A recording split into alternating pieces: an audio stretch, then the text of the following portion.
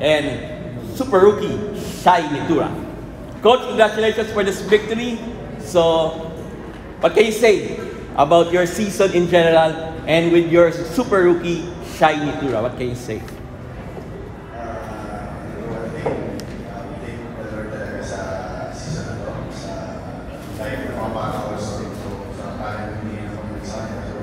I really thank the Lord all throughout the season, simula muna hanggang ngayon, tapos save lahat ng mga bata na walang injury.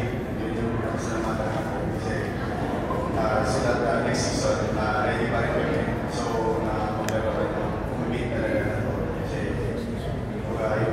yun nga, may inuha namin, like kami naka-buwan ako panalo. But still, I'm grateful, very thankful sa Lord na ganito nangyari kasi everything is support ko si Lord. In His perfect time, nandun ang mga sa taas.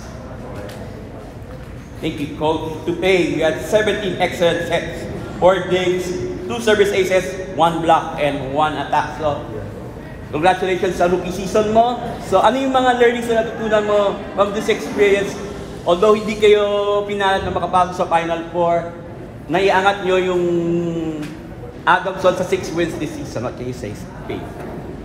This season ko talaga is parang overwhelming for me kasi sobrang dami kong natutunan, and then ang daming mga experience na mga hindi ko pa na-experience na mas madadala ko yung mga natutunan ko para sa upcoming seasons. Katulad na lang din po na pagtitiwala sa isa't isa, pagtitiwala sa sarili, sa katimin, and sa coaches. Thank you, Faith. To Mayang, you had 13 of 22 attacks and 6 digs in your final UAAP game. So, what can you say? At least maganda yung naging ending ng season mo. And ano masasabi mo sa future ng Adamson with Shai, Pay, and Frances at saka yung mga darating pang mga papasok na recruits ninyo? What can you say? Yung first goal na sa may container drill po kasi parang kaya mo na po nung first round po. Pero itong last game po namin po ng coaches namin na hindi siya yung pinaka-last. Ito yung beginning for the next year. So, ito panalo po namin.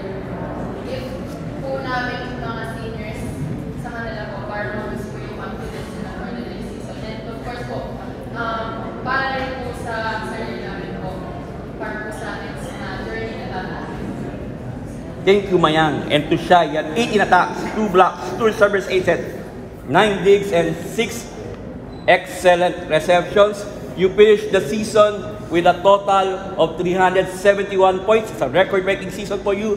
Hindi lang sa dalawang record na nabura mo overall, pati at yung mga 6 na 30-point games this season. So ano masasabi mo sa overwhelming ba na itong mga records mo na talagang I think it's gonna stand for a long time, or what can you say? Again